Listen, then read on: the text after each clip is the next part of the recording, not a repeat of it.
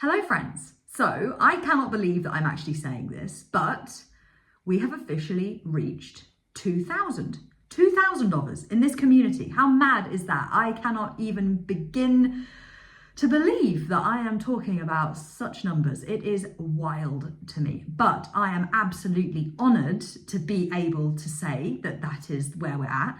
And I am really genuinely so grateful to each and every single one of you for your love and support of the sharing that I do here. So I did say that for this occasion, I was going to do a Q&A, and that's exactly what I'm going to do. I have got some sheets of questions to dig into, and without further ado, let's jump in. Was there a defining moment or realization that led to me starting recovery? Great question. If I think back to when I initially started recovery, there wasn't like this one light bulb moment. Actually, at the time, there was a huge amount of uncertainty, doubt, lots of what ifs, and definitely a lot of not really being or feeling ready to do the work. But I do remember being aware that my peers were going off and doing cool, fun things, going off, traveling together, going off and getting ready for university. And that did, for me, provide a spark of, I don't want my life to be like this. I do not want to spend the rest of my life with an eating disorder. So I think that was probably as close to a defining moment or realization at that point that I could get. And if I think to when I quit Quasi, I think it was, rather than again a light bulb moment, it was just this growing, building sense of awareness that I was stuck, that I wasn't free, and that I didn't want to live the rest of my life in that way. And that if that was not going to be the case, at some point I had to do things differently. And so that's the thing that led to me committing to quitting Quasi. How am I doing at the moment? Well, firstly, thank you very much for asking. I would say at the moment I am actually doing really quite well. I am feeling very grounded in all that I'm doing. I'm feeling very excited by stuff that is on the horizon. I'm feeling very close with my friends and my family in particular, and I'm very keenly anticipating the celebration of my birthday this weekend. It will be my 30th birthday on Saturday. I'm recording this on Wednesday, so a few days to go, and we've got all sorts of fun things planned for over the weekend. So I am very excited, from a roller disco on Friday night to going and playing crazy pool, which I think is like a combination of crazy golf and pool, which could be interesting, and a big social group meal out at this local pub that I love on the Saturday night. And there's going to be like 27 of us or something, which is mad, but yeah, really just very much looking forward to this weekend's celebration. So yeah, I'm good, thank you. Did I overshoot? So I would normally want to dive into this topic in terms of the driver behind asking this kind of question and seeking reassurance in this line, but I'm going to keep this very much to a Q&A. So my experience was that actually I don't know. I didn't weigh myself for the vast majority of my recovery journey, as in only very early on was that something that I was encouraged to do by a treatment team, and then quickly decided it did not help me, so I stopped. So actually from that point on, I didn't weigh myself. I could only go by clothes. Did I experience growing out of clothes that had fit me before my eating disorder? Yes. Do I know if that was overshoot? I don't know. Did I experience weight redistribution? Definitely. And what I mean by that is just noticing that as my body did that weight restoration process, there were times where weight settled more in certain places, and then with time things distributed. So I certainly noticed that, but personally from an overshoot perspective, I really don't know. And actually I think something that helped me a lot in my own journey was not micro analyzing that number and just really trying to be in the moment. So when it came to clothes and things, I tried not to hold on to clothes thinking, oh, but this might be overshoot. I would literally just be like, right, that doesn't fit any longer. I'm going to shop and keep clothes that fit me in the now. And depending on where my body was going to go and what my body chose to do, it would just follow that path and I'd continue along that process. So that's something I found really helpful. Did I ever have bad days and restrict, or did I always avoid them? Okay, so absolutely I had bad days in recovery. My recovery was not perfect. I think it can be quite easy when you are watching videos of people or viewing content from people who have done the journey, who are talking about things in the past, to feel like maybe they just did it perfectly and they just knew exactly what they were doing every step of the way. And that just simply isn't the truth. I had so many slip-ups and setbacks. There were all sorts of times where I didn't do what really I should have done, where I engaged in eating disorder, when I didn't take the action that was necessary and important in that moment. All sorts of situations where I did that. And the key thing here is not to swap the perfectionism of the eating disorder for perfectionism in recovery. Slip-ups and setbacks happen. They happen to me. They happen to everybody who is in recovery and who has recovered. What matters is that you pick yourself up, you dust yourself off, and you keep going. And you gather up whatever learning you can from that slip-up and setback to carry forwards with you, because then actually you're going forwards in a stronger, more powerful position. So in short, no, my recovery was not perfect. And yes, I absolutely did have bad days. They happen. It is part of the recovery process. The perfect recovery does not exist. What matters though is that when you do have those slip-ups and setbacks, that you pick yourself up, dust yourself off, and you keep on going. Is it okay to be eating loads and loads of sweet food? I actually just recently did a video on this, so I recommend you give that a watch. But in short, yes, absolutely, it is 100% normal to be wanting lots and lots of sweet food in recovery.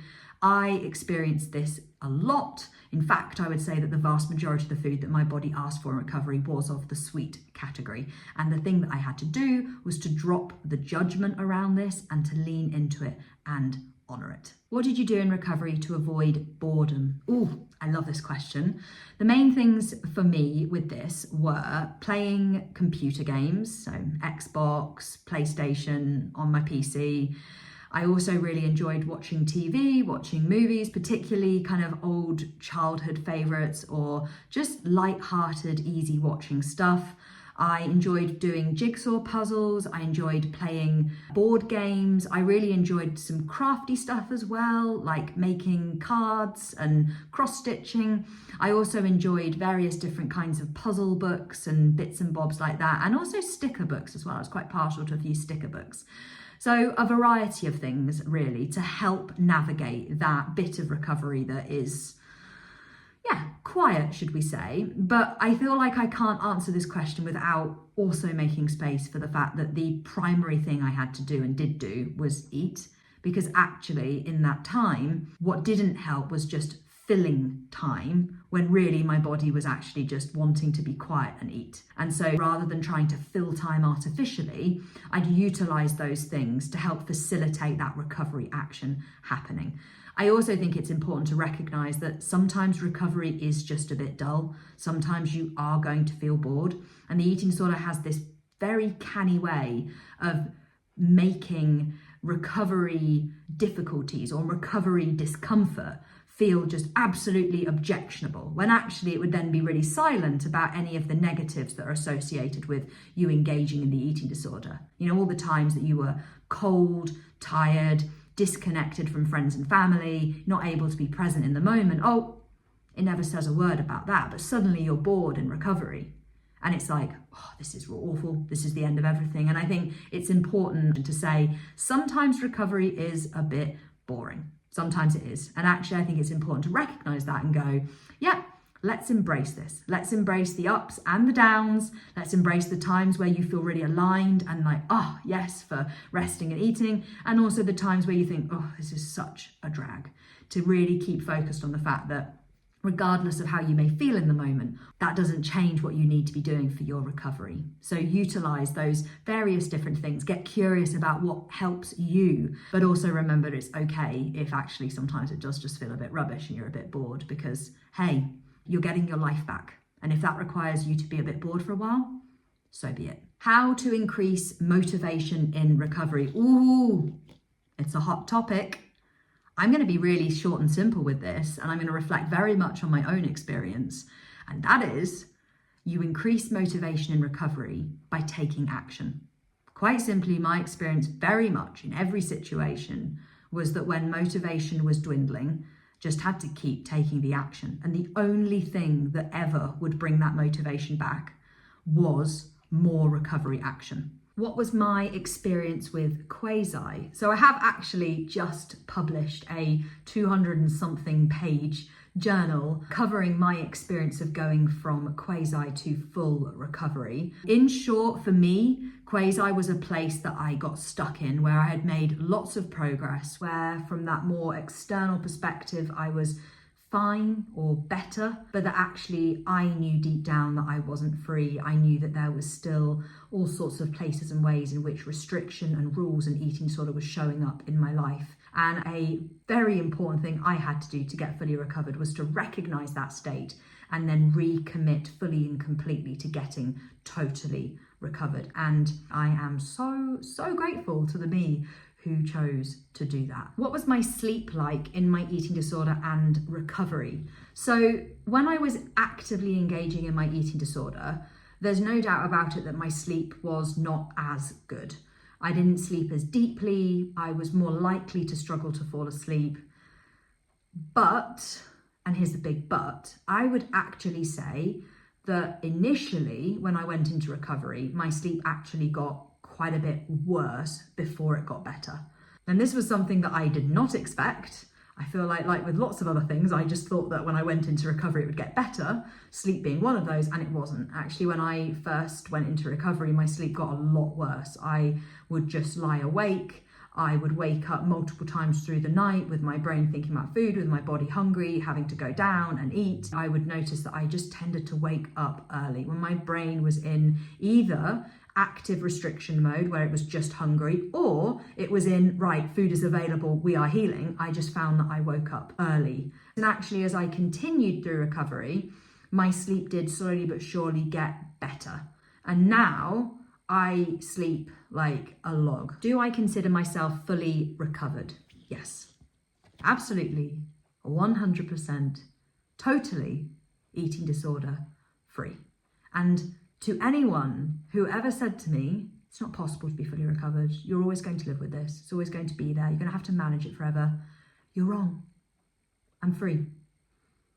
A lot of hard work, and it took quite a bit of time to get there, but I'm absolutely 100% free. And actually, if anything, I think I'm at less of a risk of getting an eating disorder than I was before I ever got my eating disorder, because now I know I have that genetic predisposition, and I just keep the hell away from it.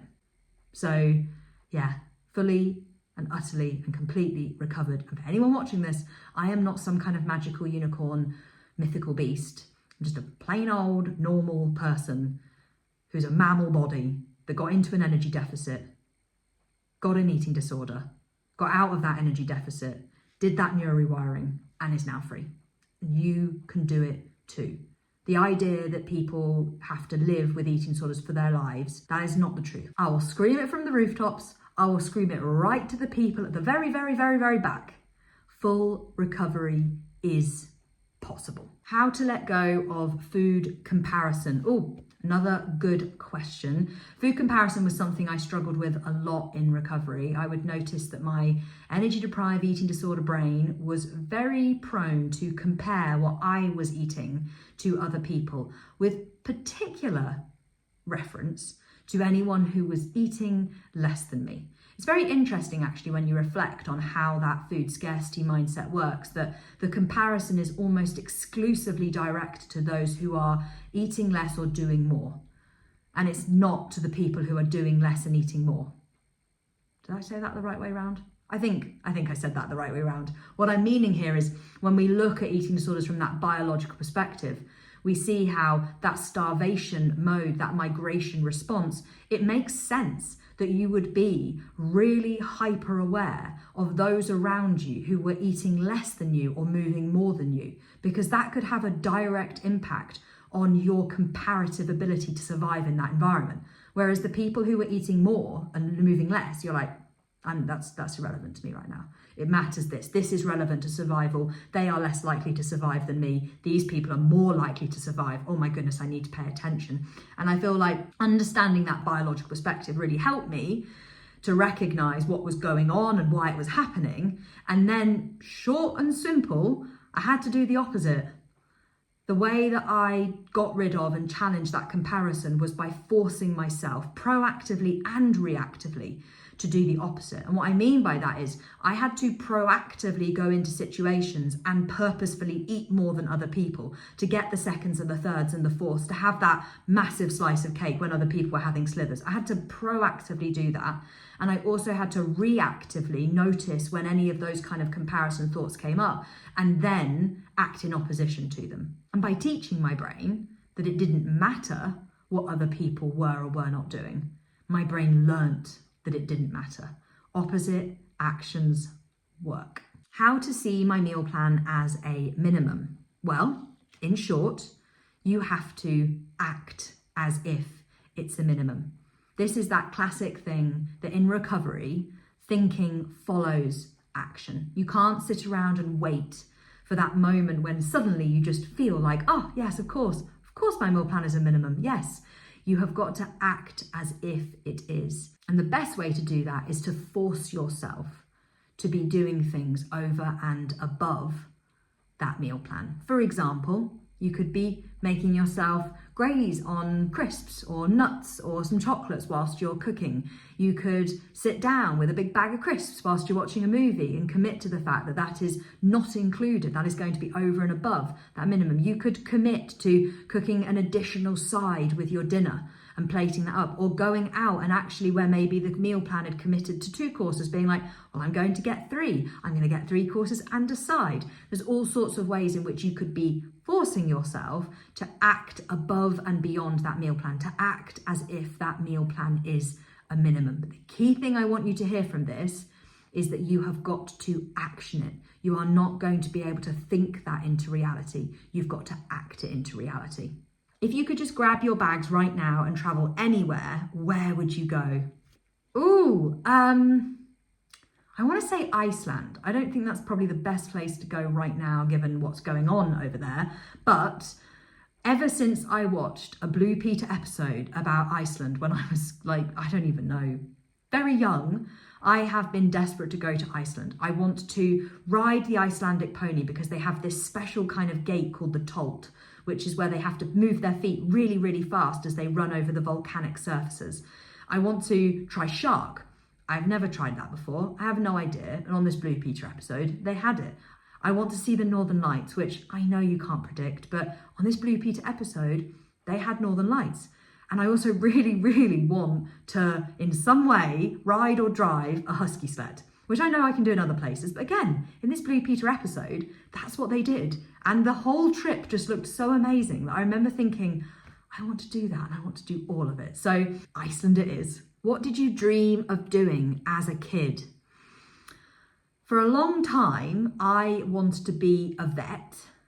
I think I'd watched a lot of Animal Hospital. But then I decided that actually I didn't like the idea of putting animals down lots. So I moved away from that idea. And I'm not really sure what I wanted at that point. I feel like I've always just fluctuated through a variety of different things. Lots of uniform-based jobs. I've always thought the idea of being a firefighter or a police officer or a paramedic or someone in one of the forces, I've always thought that that's just really cool sounding. I feel like I had a lot of different things that I wanted to do. What do you want people to know about recovered life? I think the main thing I want people to know is that 1, it is possible to be recovered. It is possible to refer to your eating disorder in the past tense. That is a place that you can get to. And I think the thing that really stands out to me about being recovered is it's the little big things. And what I mean by that is it can be easy, I think, when you're thinking about the whys of recovery, to go for those bigger things, whether that is relationships or family or traveling or careers, the big stuff. And that's fabulous, that's wonderful. But I do think that for me, what I want people to know about recovered life is that there is so much joy and so much peace and contentment in opening your eyes in the morning and just not having an eating disorder. Just that simplicity, that freedom to just navigate your day, to just listen to your body, to not have all of the back and the forth and the noise and the second opinion on everything. Like it's such a joy to have that. The ability to be really present in a conversation, the ability to laugh and laugh properly, like really deeply. The ability to just stick music on and just sing in the kitchen and have that zest for life in that way again. I feel like that's what I'd want people to know, that it is possible, and that yes, it's the big things, but there is just so much magic in all of the little ways in which being recovered is utterly wonderful. How did you honour mental hunger when physically full? Another great question. A few things come to mind on this. One, recognizing the fact that when your body is energy deprived, there is going to be a mismatch between what your body deeply needs versus what your body is able to hold and process in one stomach's worth of food. Especially because when you restrict your body, what happens is your GI system, your gastrointestinal system, which includes your stomach, becomes under-resourced. And so actually your body behind the scenes is going, we need loads of food.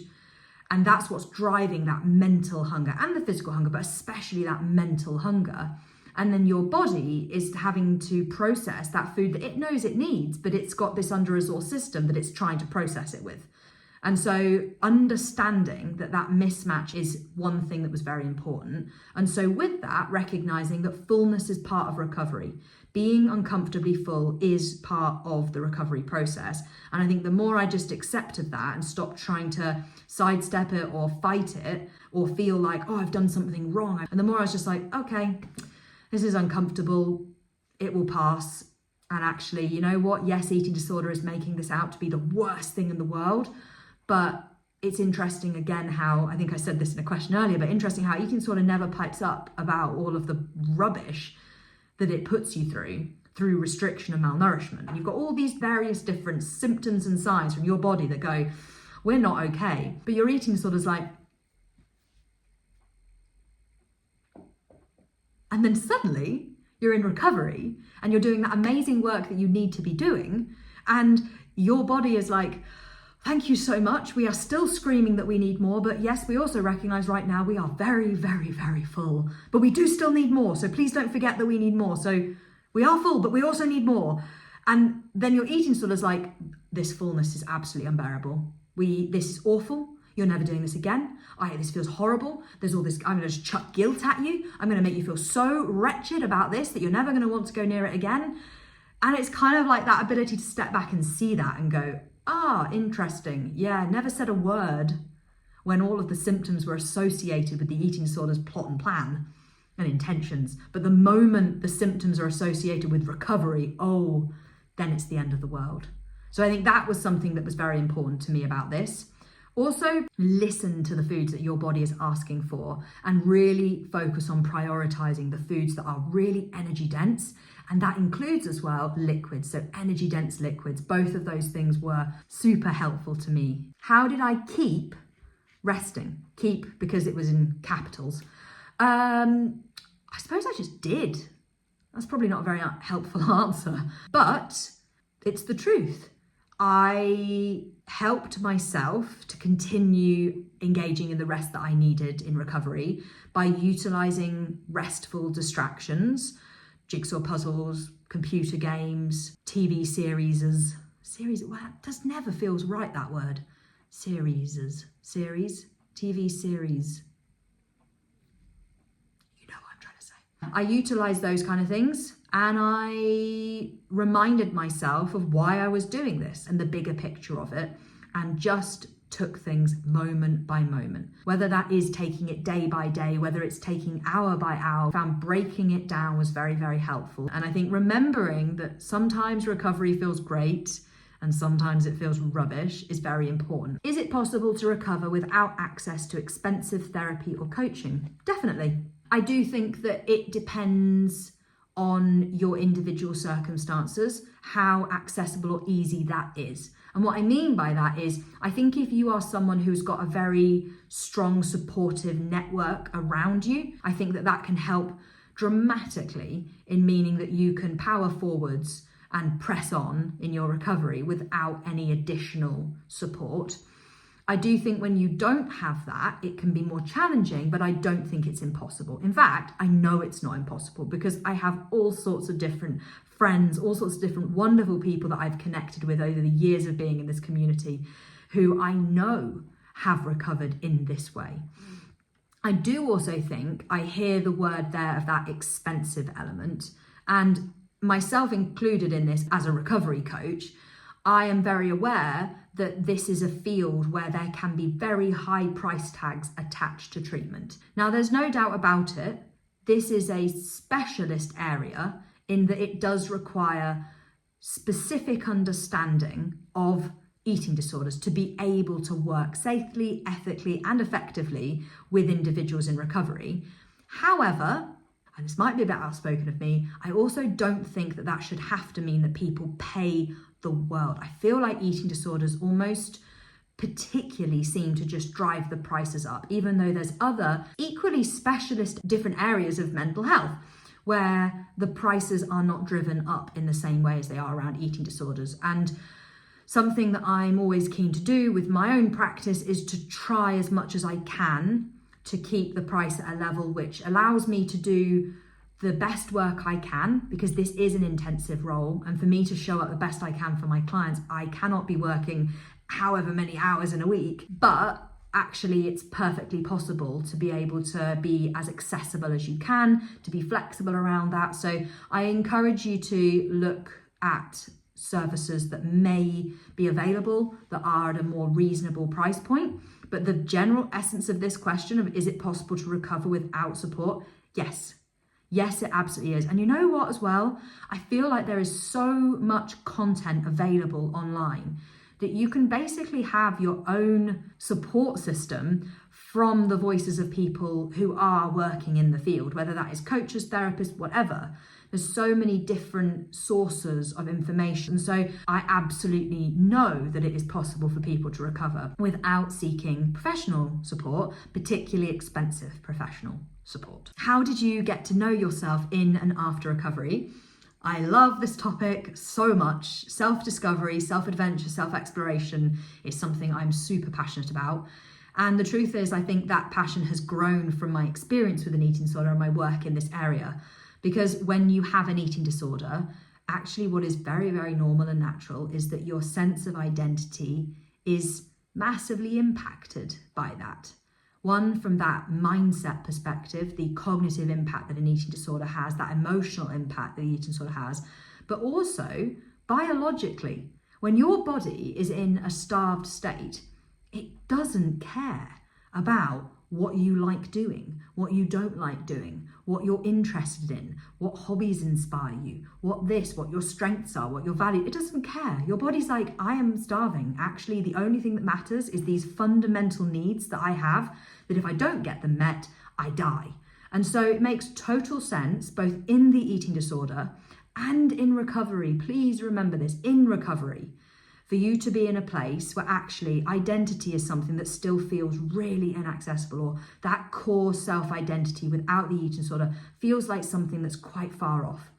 What's important in recovery is to make space for that truth, to allow yourself to identify the eating disorder, to put down that identity, and to then go bravely into that kind of lost in the woods bit where you've put the eating disorder identity down, but you haven't yet connected with who you are without it. And this lost in the woods bit is somewhere that's very, very important in recovery. It's hard, it's scary, it's vulnerable, it's overwhelming, but it's a very important place for you to go and be and to move through in your recovery journey. And there's a quote from a book called Women Who Run with the Wolves that is, it is better to be lost than to be stuck somewhere you're not meant to be. And that is so true for this.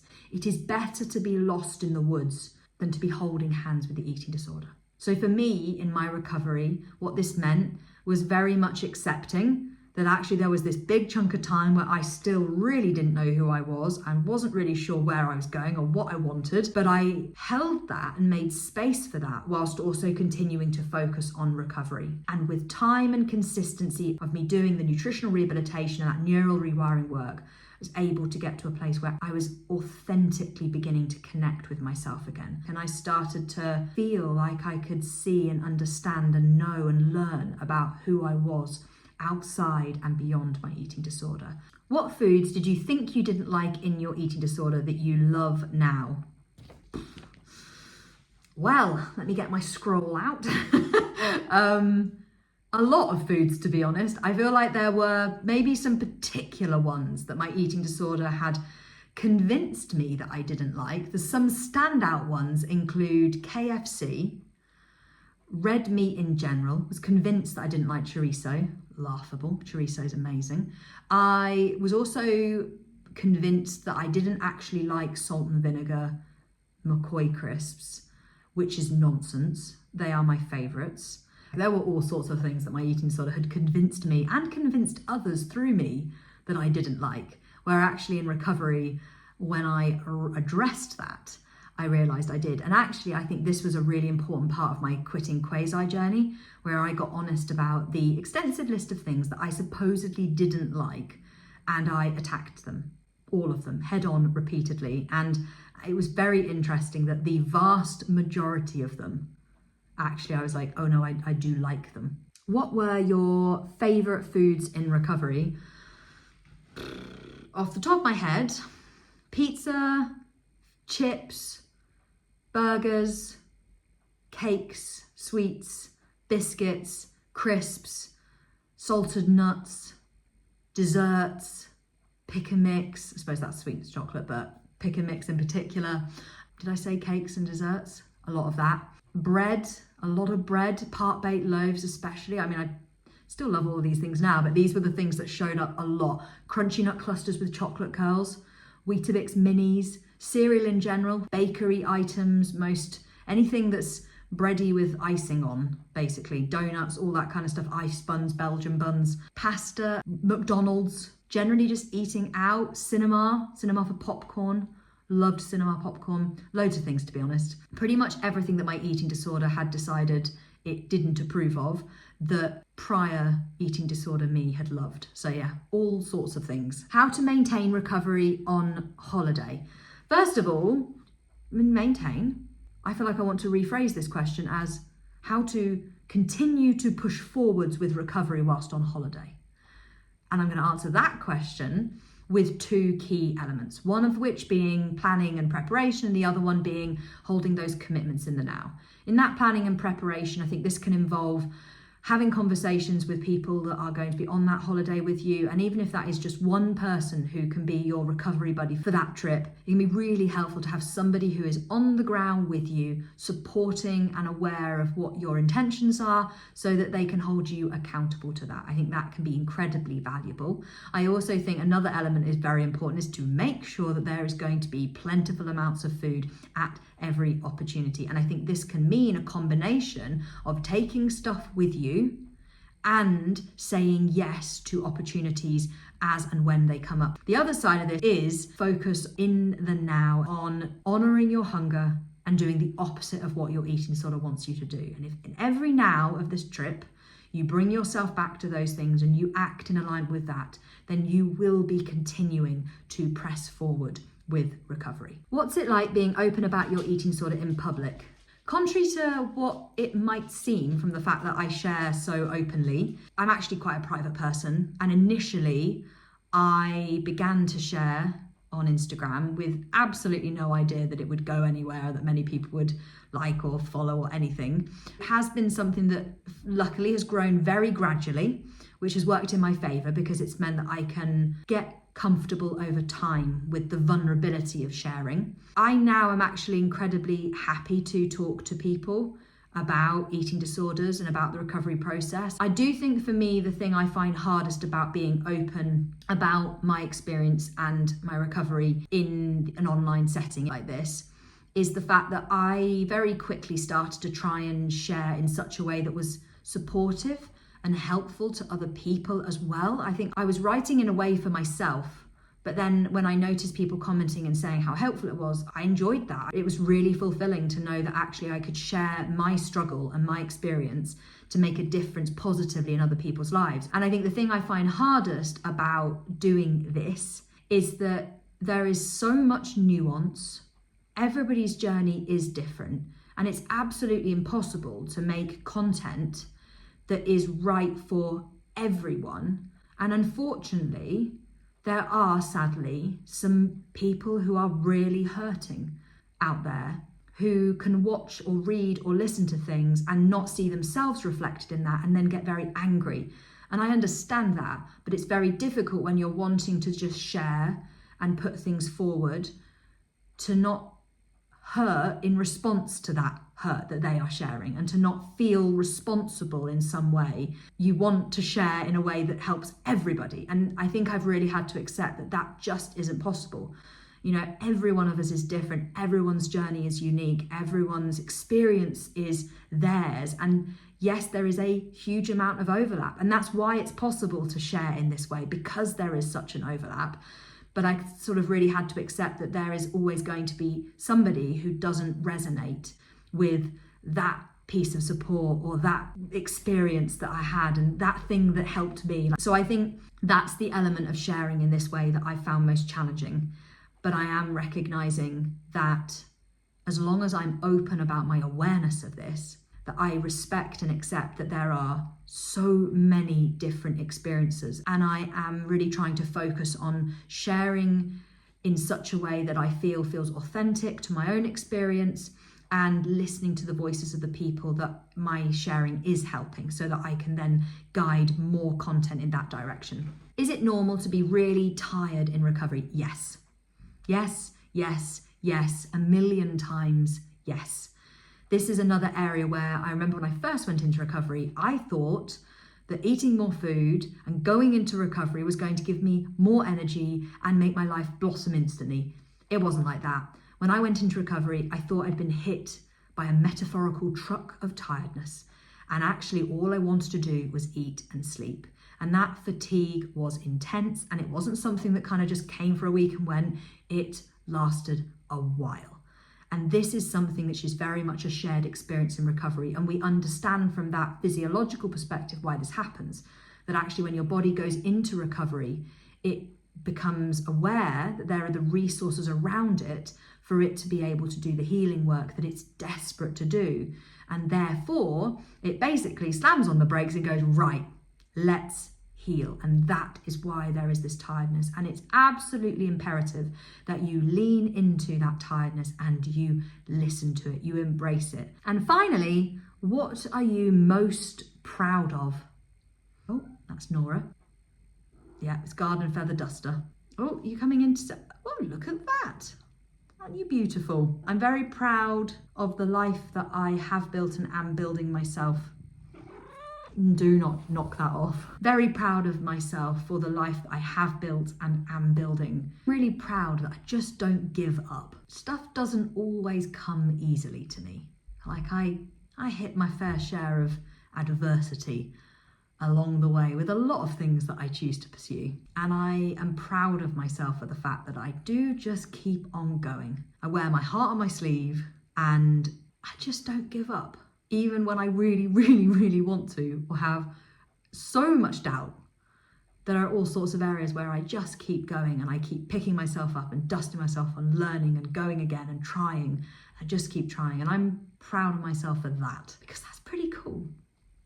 Yeah. So that is the Q&A all wrapped up. Thank you so much to everyone who sent in questions. I've really enjoyed going through them today, and I will look forward to sharing this with you.